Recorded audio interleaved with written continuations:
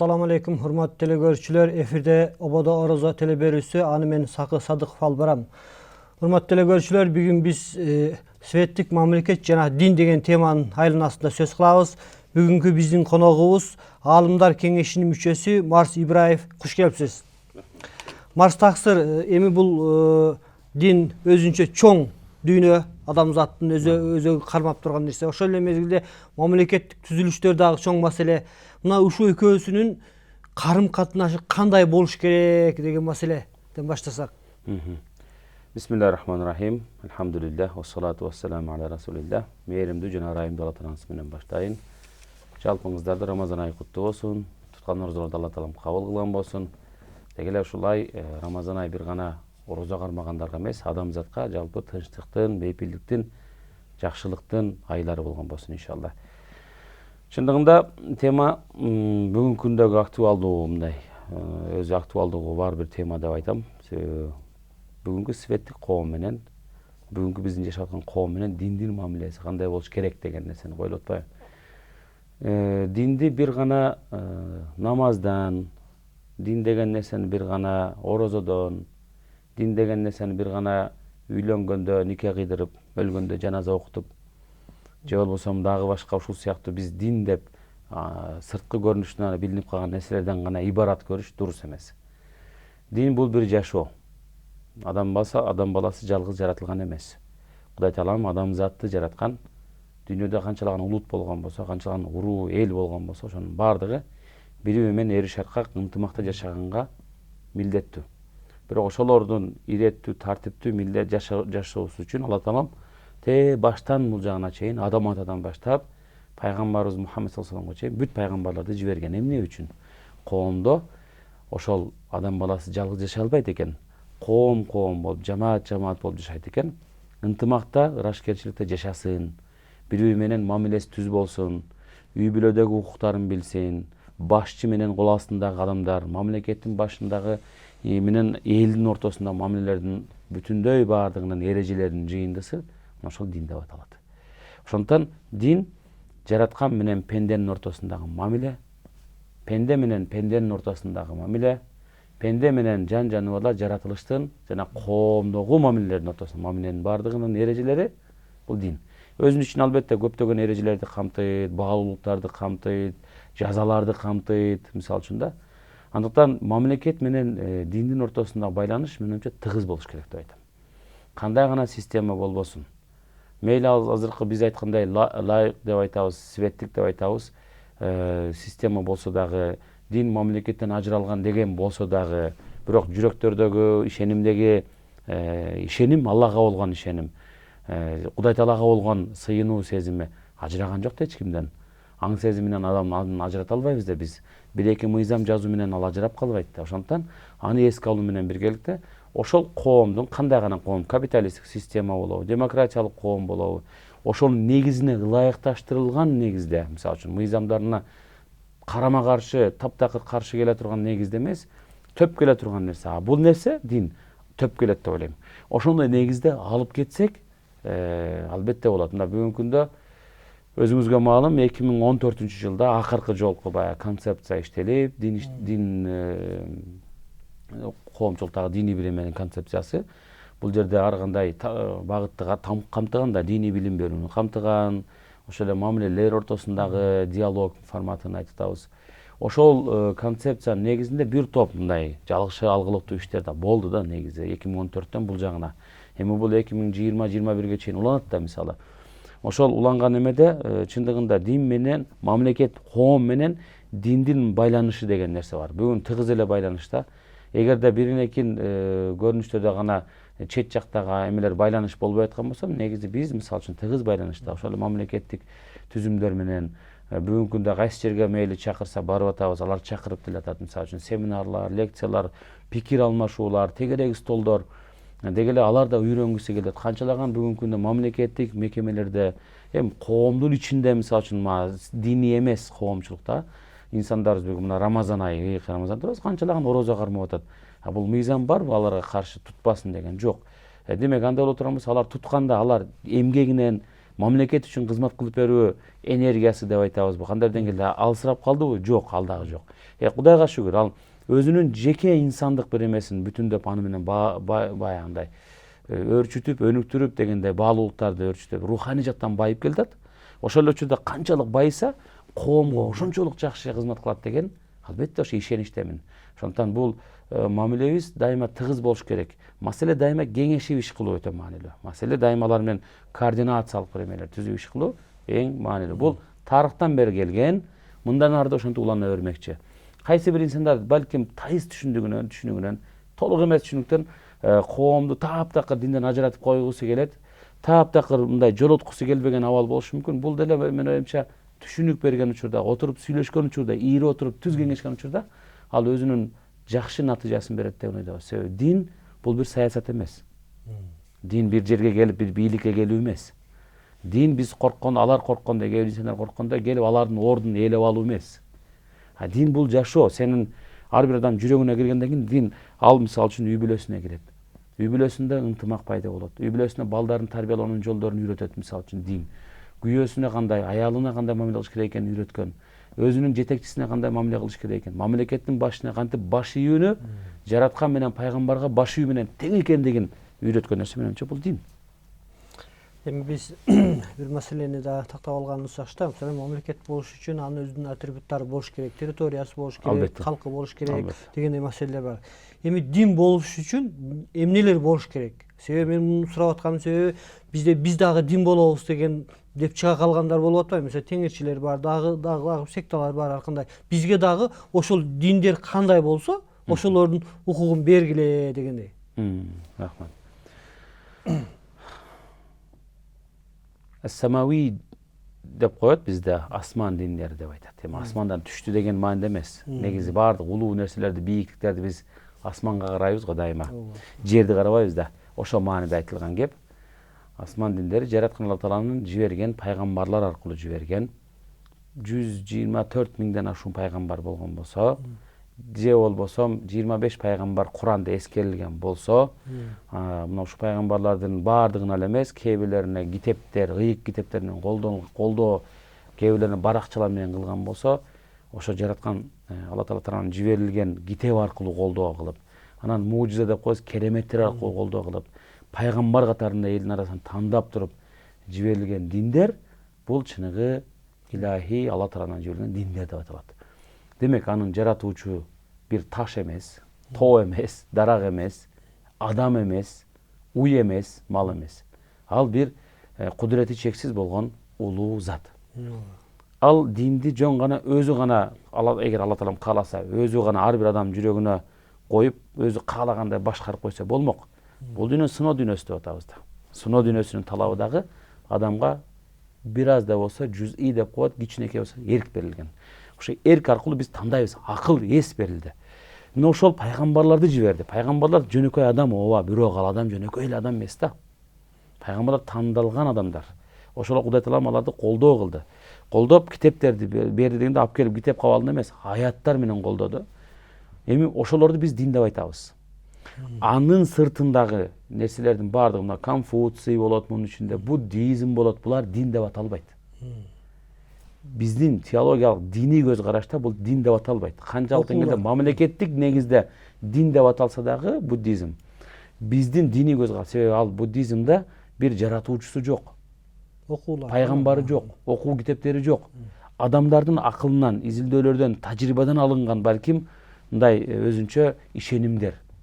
Ошондон бул Конфуций болобу, эмелер болобу, Индиядагы ишенимдер болобу, баягы кээ бир уйга сыйынгандар, башкалар баардыгы бул ишеним эмес. Алар дин катарында ишеним эмес. Алар жөн гана диний негиздеги эме катарында өздөрүнө кабыл алган, ар бир адамдын акылынан чыгып ишенип кеткен негиздер. Ошондон бүгүнкү күндө мен жана жогоруда сиз айткандай теңирчилик жана башка эмелер бул баягы язычество деп атпайбызбы бүгүн? Өзүбүздүн кыргыздык бир эмеден келген, отко сыйынган, илгери ташка, от ташка сыйынган, мындай шаманисттик ар кандай бир негизде келген да илгери исламга чейин ата бабаларыбыз. Ошол негизден калып калган калдыктардын бир көрүнүшү. Эми аны алып келип бүгүнкү күндө дин деп кабыл алуу, менин оюмча бул, мен бир диний адам катарында айтайын, бул эч бир диндердин, христиан динин биз дин деп кабыл алабыз, иудаизмди дин деп кабыл алабыз. Пайгамбарлары бар. Иса пайгамбарды пайгамбар деп кабыл алабыз. Моисей деп айтат, Муса пайгамбарды пайгамбар деп кабыл алабыз. Ошолордун алып келген нерсесин дин деп билинет. Бирок алар акыркы пайгамбарга ээрчип кетпегендиги үчүн гана биз аны эмне кылат экенбиз? Бүгүнкү күндө адашып кетти деп айтат экенбиз. Китептери адамдар тарабынан бурмаланды. Бирок Кур'ан-ы Керимдин бир дагы аятын сиз бүгүнкү 14 кылым кандай мурда түшкөн болсо, үтүр точкасына чейин, бир сөзүнө чейин өзгөрүлбөгөндүгүн байкай аласыз. Демек бул чыныгы Кудай Таала тарабынан түшүрүлгөн дин деп ислам дининин негизден айтылат. Демек дин адам баласын оңдойт гана, бузбайт. А эми адам баласы эмне бузулуп атат десеңиз, эмне үчүн анда динди жамынып алып, динди карманып алып туруп, мунун артынан толтура жаман нерселер келип атат десеңиз, ал ката жараткандан эмес да. Ал адамдын өзүнүн пейилинен, адамдын өзүнүн кылык жорогунан болгон нерсе, кемчилдиги.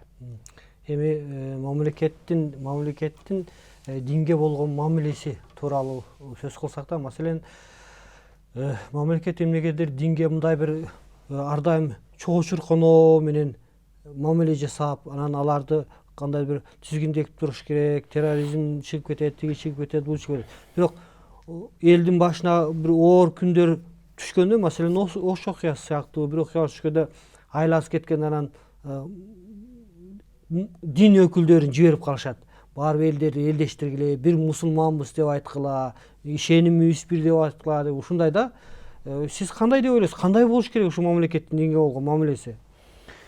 Мамлекеттин динге болгон биринчи могуну айтайын. Негизи дин бул бир кесип эмес да. Кесиптер көп да дүйнөдө. Кесиптер материалдык бир кызыкчылыкты көздөйт артынан. Ошол материалдык кызыкчылык аркылуу ал бул дүйнөдө ал өзүнүн жашоосун уланткан инсандар. Канчалык кээ бирлери анын аркасынан байыйт, миллионер болот, миллиардер болот. Кээ бирлери жөнөкөй мындай өзүнүн күнүмдүк урсагын баккан инсандар болот.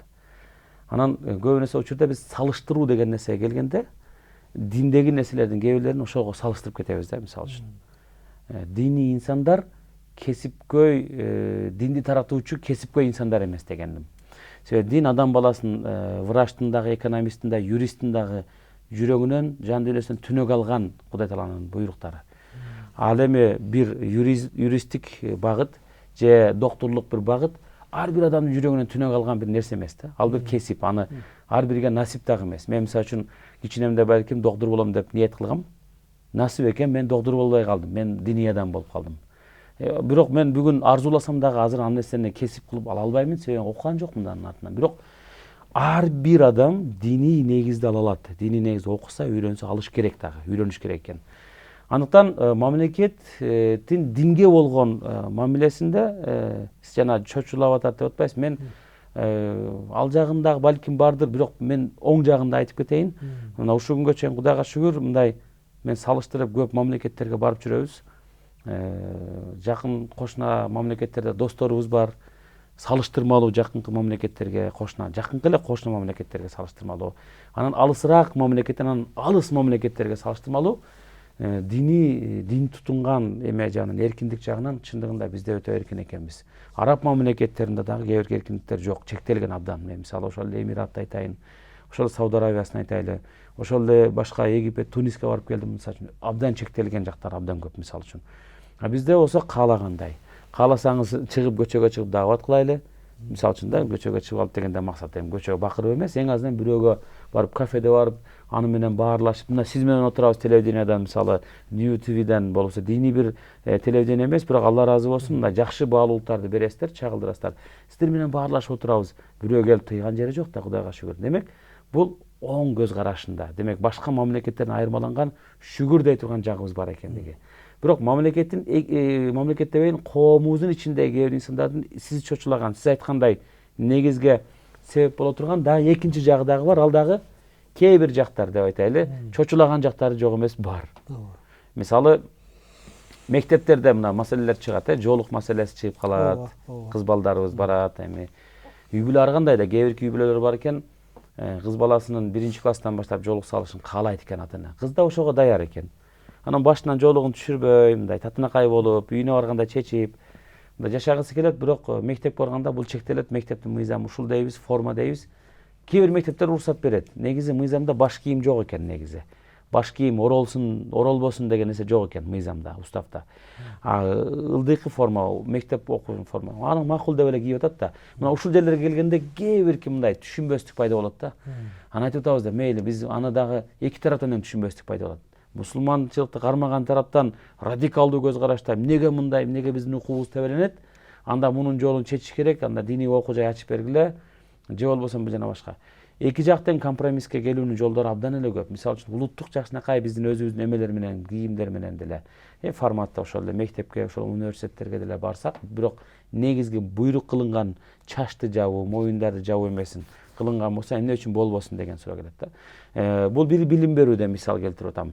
Ошол эле кээ бирки коомдук иштерди ар кандай иш-чаралар уюштурабыз деп калганда мамлекеттик эмес уюмдар бар да, фонддор бар, башкалар бар. Бүгүн Кудайга шүгүр уруксат берет, бирок кээ бир жерлер чочулайт. Кээ бирки окуучулар чочулайт. Эмнеден бүгүн мамлекеттик эмес уюмдар мамлекетке бир жардамчы фактор экендигин, анын үстүнө өзгөчө эгерде Кыргызстандын өзүнөн чыккан мамлекеттик эмес уюмдар, батыштын көз карандысы, же болбосо башка бир дүйнөнүн көз каранды эмес, өзүбүздүн эме менен чыккан уюмдарга, фонддорго менин оюмча мамлекет тескерисинче бир жолду ачып берип эле чочулабастан уруксат бергендик абзел болот. Мамлекет дебейин, кээ бирки инстанциялар деп айтайлы. Бирок Кудайга шүгүр, аларга деле уруксат берилип атат. Кээ бир учурлар болуп калат, жагдайлар болуп калат, чочулоо деген сыяктуу бар. Мунун жолу, чечүүнүн жолу барбы? Бар.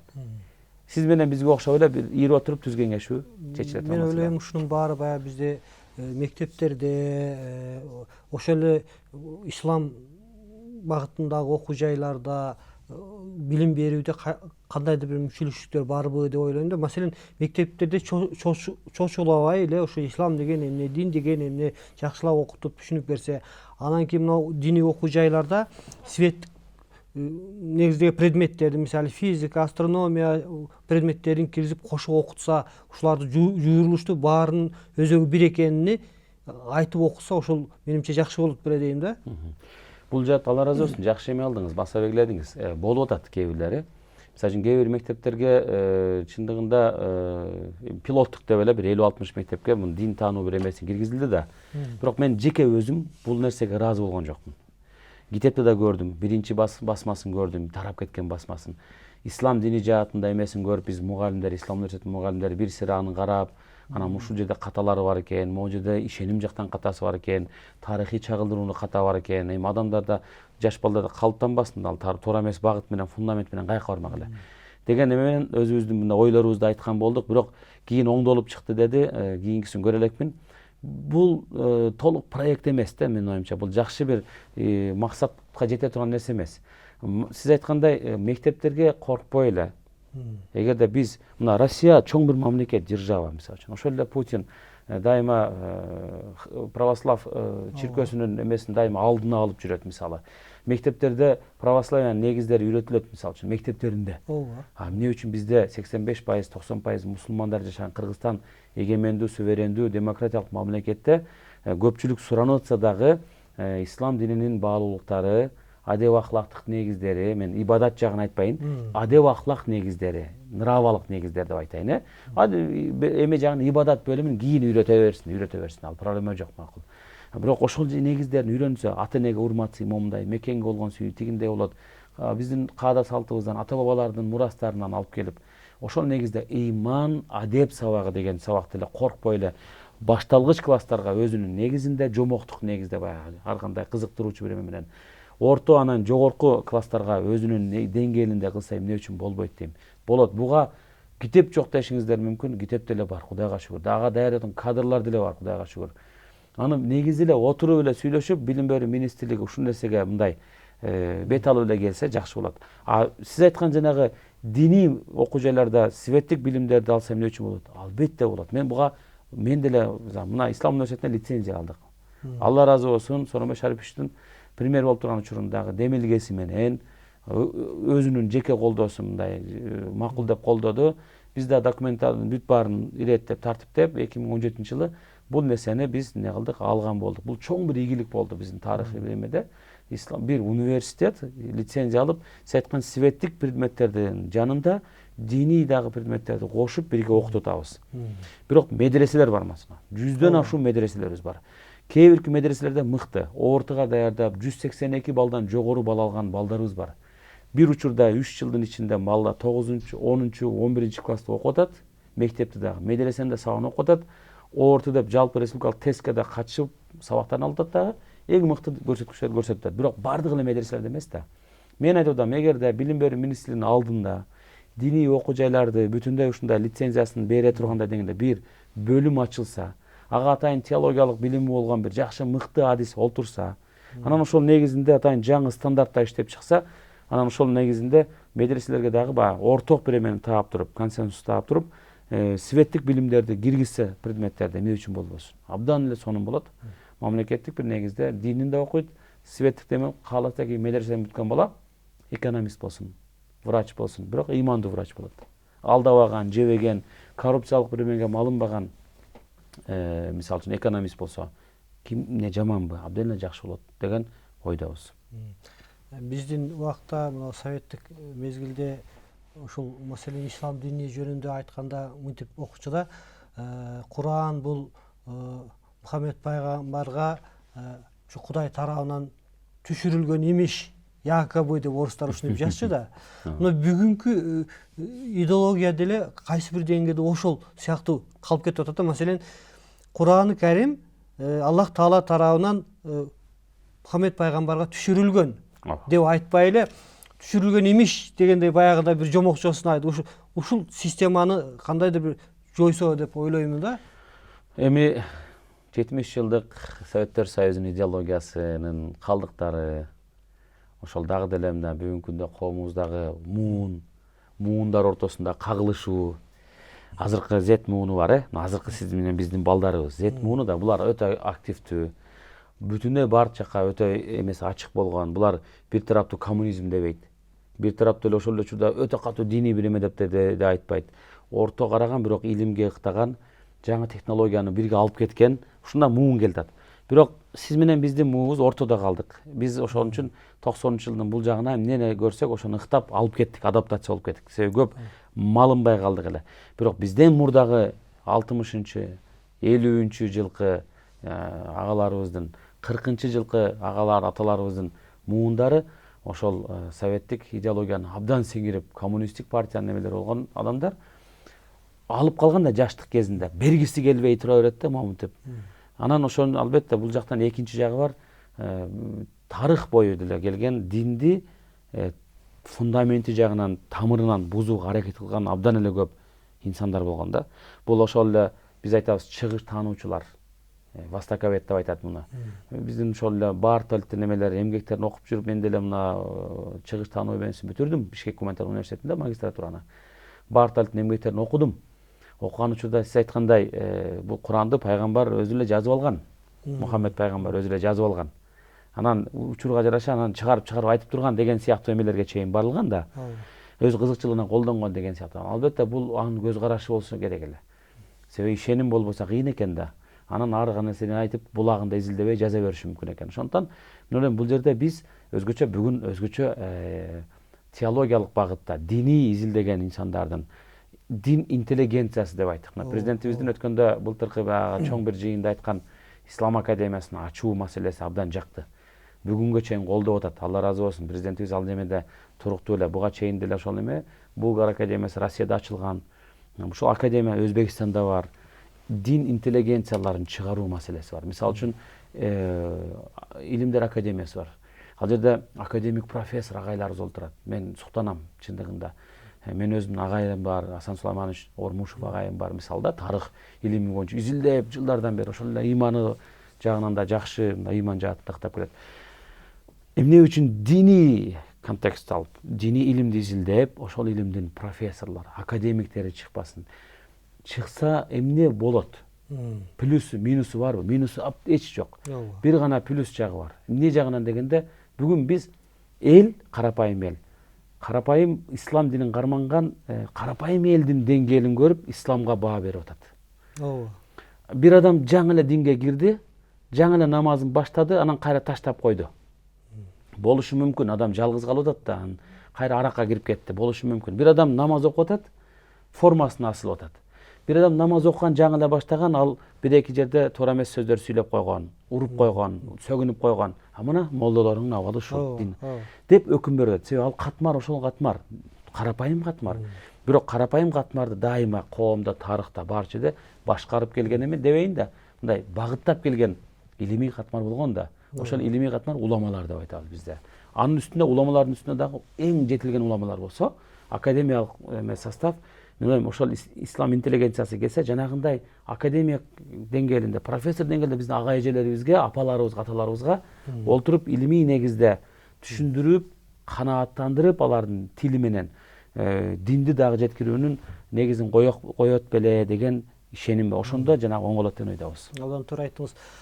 Мени ушул маселе мына бизден 10 кылым мурда болгонунун азыр деле көрүп турабыз. Маселе ошол Беруни, ошол Ал-Фараби, ушул чыгыштан чыккан аалымдар бир четинен Куранды жатка билишкен, дин аалымдар, экинчи четинен математиканы, астрономияны билген бүт коом мына бүгүнкү күнгөчө ошолордун айткандарына эң туура айттыңыз. Ушуга баса белгилеп кетсем болобу? Ушул жерде мындай нерсе бар да. Дин илимдери жүрөктүн нуру дейт бир аалым киши. Светтик, мына сиз айтып аткан вселенная деп коет. Ааламдын илими, астрономиясынан баштап физика, геометрия, математика, биология, жана башка эмне илим акылыбызга келсе, мен да окугам, баарыбыз окушубуз керек. Ал дейт, акылдын нуру дейт. Экөө бириккенде чыныгы акыйкат ортого чыгат дейт. Бирөөсүнөн куру жалак калса, мисалы үчүн акылдын илимин албады, светтик илимди албады, радикалдуу инсан чыгат дейт.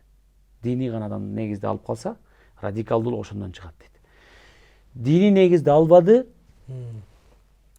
светтик гана илимди алды, абдан жогорку деңгээлерге чейин жетти. Укмуш, Нобель сыйлыгын да алган болушу мүмкүн. Шек күмөн санаган инсандардын саны көбөйөт дейт. Жана сиз айткандай, болуш керек, Куранды ошондой жиберсе керек эле. Балким өзү жазды бекен.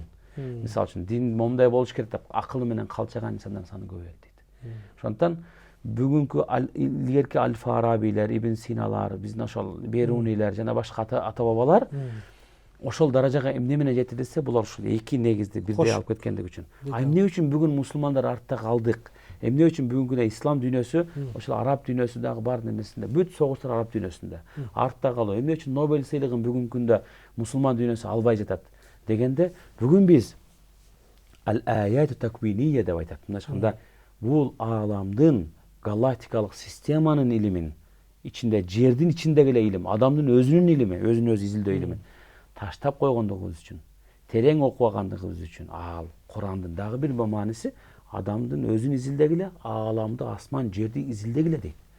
Ошону таштап койгондугубуз үчүн Кудай Тааланын бул буйрук, бул жагын биз бул дүйнөдө артта калдык. Ошо жанагы мен айтайын дегеним, Куранда айтылган ошол эмбриология, ошол эле мына орозонун пайдалуу бурчактары, сиз айткандай Нобель сыйлыгын алгандардын баары тияктыктар айланып түзүп келип Куранга такалып атышат. Ошо туура айтасыз. Анан эми дин менен мамлекеттин ортосундагы бир мамилеге кайрылсак, биздин мына мамлекеттин ичинде айрым инсандар, ушул биздин мамлекеттин жашоочулары эмнегедир мамлекет динди көзөмөлдөбөй атат, ар кандай секталар чыгып кетти, ошо биздин диндин ичинде ар кандай агымдар чыгып кетти, ар кимиси ар кандай намаз окуйт, ар кандай сөздөрдү сүйлөп жүрөт деген дагы сөздөр бар да. Ушул маселеде мамлекет кандай болуш керек? Ошол теманын өзөгүнө киргенге чейин мен дагы бир аз түшүндүрүп берип кетейин. Себеби адамдарыбыз көбүндө өзөгүн айтсак түшүнбөй калат экен да. Топурак бирдей. Байкасаңыз, топурак, кара топурак, агыраак топурак дегенде топурактын немеси бирдей элементтери. Ошол бир эле топурактан сиздин үйүңүздөгү эгер огородуңуз болгон болсо, огородуңуздан сиз эккен эмелерден, жашылча жемиш, мөмөлөрдөн ачуусу да чыгабы, таттуусу да чыгат, кызылы да чыгат, жашылы да чыгат. Бирдей эмес. Ниетке жараша чыгып атат, бирок баардыгы келип адам баласынын кызматы үчүн чыгып атат. Биз жейбиз, колдонобуз жана башка. Ошондой эле дин адам баласынын кызыкчылыгы үчүн, адам баласынын кызматы үчүн. Диний негиздер. Дүнүйө адам баласынын кызматы үчүн. Андай боло турган болсо, чындыгында мынау диндин негизи бир Куран, пайгамбардын сүннөтү бир. Бирок адам баласынын табияты ар башка болуп атпайбы? Географиялык жашаган. Ошон үчүн ислам дининде 4 мазхаб деп кой, 4 мектеп бар болгон. Бул практикалык ислам жагынан, исламды жашоо жагынан. Себеби чөлдүк бар, тоолук бар, көлдүк бар дегенде көлдүн жээгинде жашагандар бар, шаарда жашагандар бар, жалгыз жашаганы бар. Ар кандай жагдай туулган. Ислам дининин кенендигинин, илимдин кенендигин, Курандын кенендигинин бир белгиси ушунчалык деңгээлде ар бир маселеге жооп бар. Ар бир маселеге. Ошондуктан талаш тартыштар илимий негизде болгон. Бул ихтилаф уммати рахматун. Үммөтүмдүн өзара илимий негизде ар тараптуу болушу бул Алланын мээрими деп айткан. Мен айтып атам, бүгүнкү күндө Кыргызстанда мазхаб эгерде бир эле мазхаб деп атабыз биз, Ханафи мазхабы деп атабыз. Биздин ата бабаларыбыз кармаган мазхаб. Бир эшик. Bundan girsek, İslam'da жашоо, намаздагы, орозодогу, зекет, ажылыктагы эле өзгөр айырмачылыктарды өзүнө камтыган нерсе. Курандын сүннөтүнүн негизинде эле Абу Ханифанын нерсе.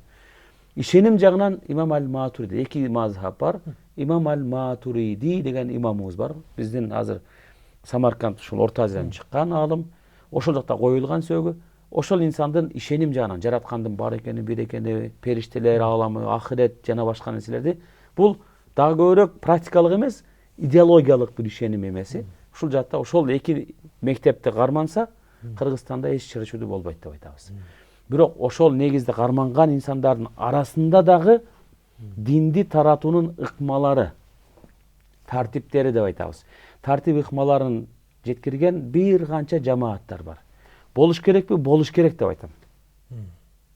Болбосо болбойбу? Болушу мүмкүн болсо дагы, болбосо деле. Бирок болгонун мамлекет акырын атайын госагентство бар, бизде комитет бар, дин иштери боюнча. Иликтеп, атайын адистери бар. Карап, таразалап, бул биздин светтик коомго, демократиялык системага, дин тутуу эркиндигибизге карама каршы келбейт экен могу жамааттыкы. Уруксат деп уруксатын берип. Муну бир аз радикалдуу экен. Анын үчүн мунун эмесин биз чектейли, же болбосо момундай нерселерди кылайлы, түшүндүрмө иштерин кылайлы деп кылып атат бүгүнкү күндө, кылса иретке келмек.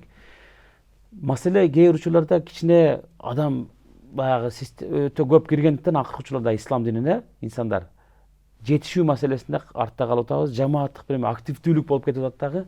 Анан баягы контролдоо бир эмесинде артта калгандыктан инсандарга мына чаржайыттай көрүнүп атат да бүгүнкү күндө. Бирок негизинен Кудайга шүгүр, мындай өтө эле ашынып чыгып, өтө эле радикалдуу болуп, мындай кол көтөрүп, күчкө эме кыла турган, күчкө сала турганчалык деңгээлде массалык түрдө деп айтайын, андай чат көрүнүштөр болгон жок. Араб мамлекеттерине бул нерсеге барган да. Аларда жараса Кудай курал көтөргөнгө чейин барышкан да бири-бирине. Карасаңыз ал бир эле мазхабта, бир эле акыйдада, бирок жамаат.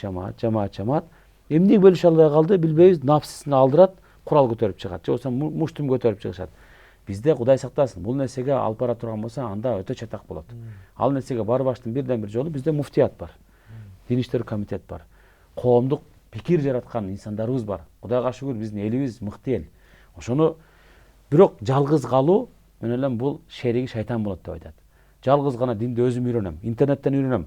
Каалаганда булакты өзү ылгабай ала бере турган болсо, эртең өзү балким билинбей отуруп ал бир деструктивдүү күчкө кирип кетиши мүмкүн, хизбут болуп кетиши мүмкүн.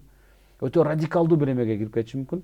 Анан натыйжада кийин аны эч ким оңдой албай калат. Ошон үчүн биз айтып атабыз, эгерде жамааттар, эмелер, фонддор, кандай эмелер иштеп аткан болсо, муну иликтей турган органдар иликтеп туруп, тазасын таштап, калгандарын жаап, же болбосо иреттеп койсун, муну тез аранын ичинде кылыш керек деген ойдомун. Анан өзү иретине келет иншалла. Эми мына ислам дини, дүйнөлүк дин ал күн сайын өсүп атат. Ар кандай карама каршылыктар болсо дагы ошол мезгилде исламды курал катары, курал саясий катары, курал катары пайдаланып, кандайдыр бир багыттарды өзү алынча түзүп, аларды бири-бирине кутурган, маселен жакынкы чыгыштагы согуштардын баардыгы эч бир исламга тиешеси жок. Исламды жаман көрсөтүү идеологиясы жүрүп атат да. Мен айтам да, бизге дагы айрым бир ушундай бир тымызын күчтөрдүн кирип атканы байкалбайбы? Байкалат. Байкалып атат. Биз көптөн бери айтып атабыз, илгертен бери келген бул нерсе. Кээ бир нерселер бар, мисалы үчүн ИГИЛ деп айттык, ишим деп айтабыз. Даиш деп айтат. Сириянын эмне кылды? Ким булар? каяктан чыкты, эмне деп өзөгүндө изилдедик. Эч бир мусулманчылыкка тиешеси жок инсандар. Бул бир проект. Жана айтпайм, проект. Бир дол бар. Себеби кээ бир күчтөр бар. Кээ бир көрө албас көздөр бар. Сиз менен биздин мына күнөстүү мекенибизди көрө албагандар бар. Биздики болсо деп эңсегендер бар. Кээ бир көздөр бар, көрө албас көздөр бар. Сиз менен биздин тилибиздеге бекем болгондугубузга ичинен күйүт кылып, коюшун тилин алсыратсам да, биздин тил менен кетсин деген күчтөр бар. Кээ бирки көрө албас көздөр жана күчтөр бар. Сиз менен биз жакшынакай болуп, ыйманыбызды карманып, ата-энени урматтап, сырттагы тааныбаган инсандарга садака, кайрымдарды кылып, жолдорду өзүбүз кылып, мамлекеттен бир нерсе күтпөстөн, мамлекетке эр-шартка жардам берем деп, мечиттерге жаштарыбыз агылып барып, арактан тыйылып, түнкү клубтардан, казинолордон тыйылып, үй бүлөнүн бузулуп кетишинен сактап кылып аткан нерселерге карама каршы кой деп, ушулар өнүгүп, күчтөнсө, биз бул жерде анда буларды башкара албай калабыз деген күчтөр бар бүгүнкү күндө. Муну ачык эле айтышыбыз керек. Ким экендигин айтыш керек, баары эле билет инсандардан. Эми ошондой болгон учурда биз эмне кылышыбыз керек? Мен айтам да, ыйманыбызга бекем болушубуз керек. Ыйманга бекем болмой болбойт. Ошол эле күчтөр, башка бир тараптар, башка бир балким динди өзөгүнөн бузгусу келген инсандар, мисалы үчүн ар кандай ызычуу, чырычууда биз фитна деп айтабыз. Ал фитнату ашадду минал катл. Фитна чырычуу салуу дейт. Өлтүрүүдөн дагы катуу дейт да. Бир адамды өлтүргөн, адамзатты өлтүргөн менен барабар дейт. Мусулман адам террорист эмес, террорист мусулман эмес деп айтат алымдарыбыз. Ушундай нерселерди айтып атабыз. Ислам дини таптакыр адам өлтүрүү эмес, адамга кол көтөрүү деген нерсенин, мисалы үчүн иза каталал муслимани бисайфихима фал катил вал мактулу фин-нар деген хадис бар. Мунун мааниси эки бир мусулман адам бири-бирине кылыч көтөрүп чыккан болсо дейт. Караңыз, эки бир мусулман адам бири-бирине кылыч көтөрүп чыгып, кылыч менен чабышты. Жер талаштыбы билбейм, тил талаштыбы билбейм, же башка нерсе эт талаштыбы билбейм, чабышып чыккан болсо, фал катилу өлтүргөн дагы, өлгөн дагы тозокко дейт. Анан сахабалар сурайт: "Я Расулуллах, өлтүргөндүгө түшүндүк, өлтүргөндүк үчүн кылмыш да эми тозокко барсын да, жазасы ошол экен. Өлгөндүн жазасы эмне үчүн тозокко барыш керек?" дейт. Эмне күнөө анда десе, ал дагы тигини өлтүрөм деп аракет кылган дейт. Маселе душмандыктын кыпындайына дагы ислам дини жол бербейт экен. Анда эмне үчүн бүгүн душмандык чыгып атат? Эмне кан төгүүлөр болуп атат? Эмне үчүн бүгүн радикалдашып атабыз деген суроо келгенде, ыйманыбызды, динибизди жакшы окуп түшүнө албай атабыз. Биз ошону сиңире албай атабыз. Адамда бир нерсени сиңирүү бар да, окуу бар, жөн эле окуп кетүү бар, анан сиңирүү бар. Экзаменге даярдансаңыз, жөн эле окуйм деп экзаменден өтүшүңүз мүмкүн, бирок эртеси күнү же бир айдан кийин унутуп каласыз. Эмнегеден ал сиңген жок өзүңүзгө. Бирок бир чыгарма окусаңыз, поэма, бир повесть мисалы үчүн, Чыңгыз атабыздын, Айтматов атабыздын дагы агабыздын мыкты поэмалары, мисалы повесттери мисалы дейли, окусак мисалы дейли, кичинекей кезде окудук да чыгармаларын. Кандай сиңимдүү, акыл эсинде дайыма калат эсиңде.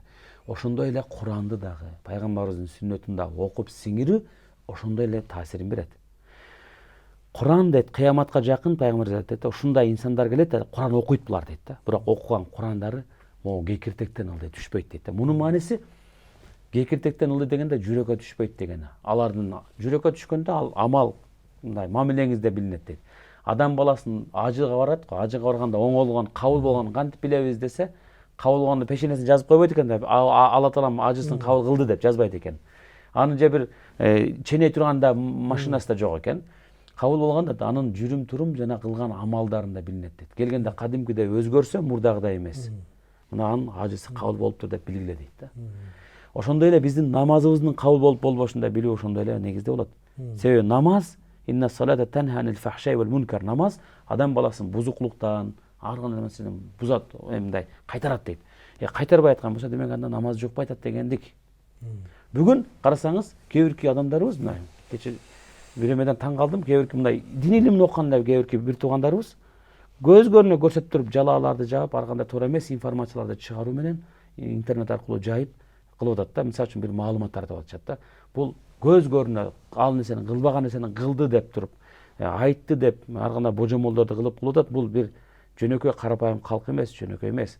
Дин илиминде окуп жүргөн инсандарда мындай нерсе болуп аткан болсо, демек ошол канчалык деңгээлде намаз жугуп атат дегендик ал нерсени. Ошон үчүн бүгүн кайсы бир күчтөр, кайсы бир нерселер ислам динин колдонуп, аны саясий максатына колдонгондор бар, амбиция катарын өзүнүн амбициясы жеке өзүнүн личностин чыгарыш үчүн ислам динин колдонот экен. Мисалы үчүн келгиле деп мына мен мусулман намаз окуп атам десе анын кээ бирлери соода сатык үчүн колдонгондор бар экен. Илгери мондай болгон экен дейт. Чоң аалымга барышты илимдүү инсандар бар экен, анан барып айтат экен дейт, соодагер экен да, баклажан эгет экен, баклажан өтпөйт экен да. Айткан экен дейт, ушул баклажанды бир чыгып ушу хадис деп айтып коебузбу жумада. Эмнеге эл кичине көрүп эме кылсын? Мен сизге акча берейин деп. Акча берсен анан ошол жерде иманды алсыздыраак окшойт. Макул деп анан кийин ким эгер баклажан жеген болсо, баклажан эгип ошону же сатып алып ошону жегеп өзүнө колдонгон болсо, ден соолукка ушунчалык шыпа, пайдалуу, ал тигинде мындай деп мактап коет экен, хадисте дегендей кылып. Элдин баары баклажан алат экен. Базарда баклажан калбайт, тигинин соодасы өткөн экен дейт. Бирок натыйжасы эмне болуп атат? Жалган болуп атпайбы? Ошон үчүн биз жалган негиздер менен чындыкты кура албайбыз. Сиз ошо чындык жөнүндө айттыңыз. Мен интернетте пайда болгон мени бир эки маселе абдан таң калтырды. Булардын экөөсү тең ошол еврейлер. Биринчиси бирөө ошо иудаизм дининин өкүлү, мындай атактуу ошол айтып атат. Бул ислам дүйнөнү каптайт. Баары бир бул биз каалайбызбы, каалабайбызбы, бул баардык жерге жетет. Азыр Британияны карагыла, Францияны карагыла. Бирок ушул жерде бир гана маселе бар деп атат. Ушул Израиль мамлекетинин жашап туруш гана проблемасы бар. Эгер ушул Израиль мамлекети жашап тура алса, если выстоит деп атат, Израиль мамлекети жашап тура алса, ушул баягы исламдын жайылышыны мындайча айтканда кечеңдетүүгө бир фактор түзө алышы мүмкүн дегендей ойду айтып атат да. Бир гана Израиль мамлекети турат ушуга каршы. Бул еврейлер өзү айтат. Экинчиси дагы бир жакында эле бир профессордун маалыматы жүрөт. Ошо пайгамбарлардын баардыгы Адам атамадан баштап Мухаммед пайгамбарга чейин баары мусулман болгон. Аны биздин жүйүттөр канчалык талашат, канчалык тескери бурса деле мунун бар результаты болбойт. Ушуну биз мойнубузга алышыбыз керек деп кандайдыр бир өздөрүнүн оозундары менен да кандайдыр бир акыйкатты айткандай болуп атышат да. Эми бул ислам дини менин бир кыргыздын же бир арабтын дини эмес да, улуттун дини эмес да бул. Ислам дини Кудай Тааланын жиберген бир дини.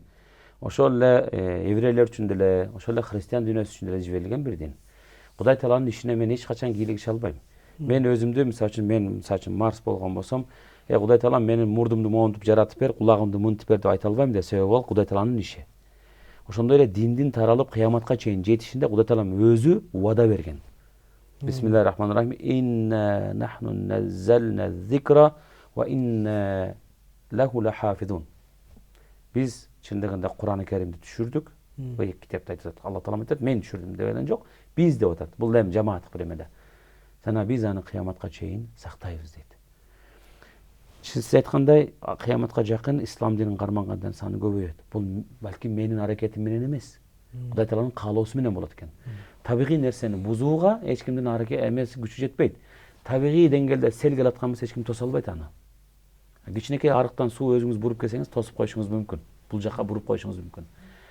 Еврей Израиль жок болобу, жок болбойбу, ал бир Кудай Тааланга маалым нерсе чындыгында. Бирок биз билген нерсе ушул экен, чындыгында ушул тарыхта дагы эми Кудай Таалам убада кылып мекен убагында берген мекендебеген, кыянат кылган пайгамбарына инсандар бүгүнкү күндө келип күч менен басып алып, мына Палестинаны 1948-жылдардан баштап эле бул жагына ошол жерде биздин жерде күн өткөн сайын кысым кылып территориясын чоңойтуп кеңейтип, ана чоң державалар колдоп аткан болсо, демек албетте бул жанагы көрө албастыктан, душмандыктан болгон бир сезим. Бирок Кудай Тааланын да дегени болот албетте. Бирок биз өзүбүздүн ишибизге, өзүбүздүн ибадатыбызга, өзүбүздүн ишенимибизге эме кайтышыбыз керек. Алар менен душмандык болуп, алар менен эришип, алар эмне кылса биз да барып кылабыз деген, тигинин жиндилик кылса сен дагы жиндилик кыл деген нерсе эреже жок да динибизде. Биз дуа менен, Аллахым аларга иман бер, инсап бер деп айтуу менен гана кылат экенбиз.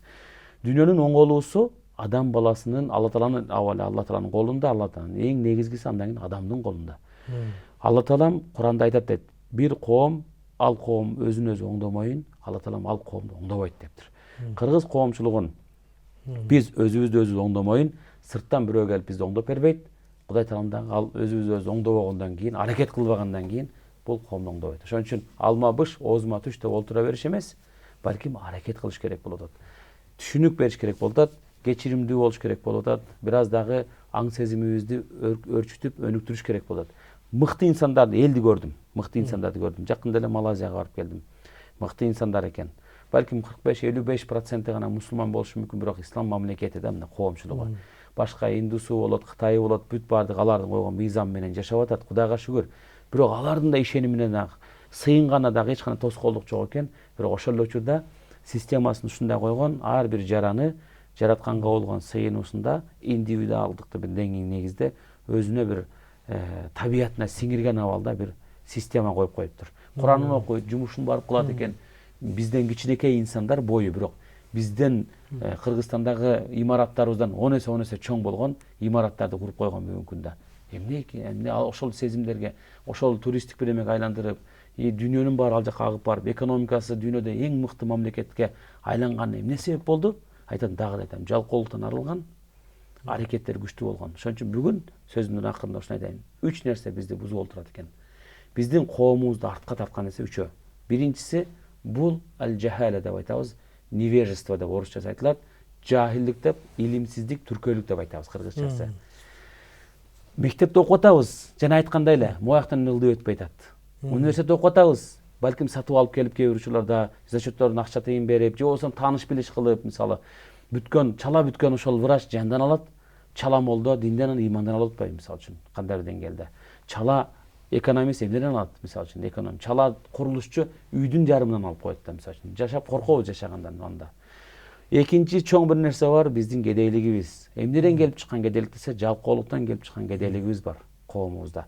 Анын чечүү жолу күжүрмөн, эмгек, аракет, изденүү, жаштарга багыт берүү, стимул, дайыма энергияда болуу, жалкоолонуп жатпоо. Ал иштесе мен жашайын эмес, бирөөнүн жеңил оокатка көмбө, аракет кылып жашоо дейт. Үчүнчү негиздейт, бул дагы болсо ихтилаф, өз ара пикир келишпестик. Уруу болуп, саясий ар кандай нерсеге бөлүнүп, ар кандай пикирлерге бөлүнүп, мисалы үчүн жамаат болуп бөлүнүп урушпай дейт. Ынтымакта бириге турган точкалар бар, чекиттер бар. Мисалы үчүн Алланын кулу экендигибизде биригебиз.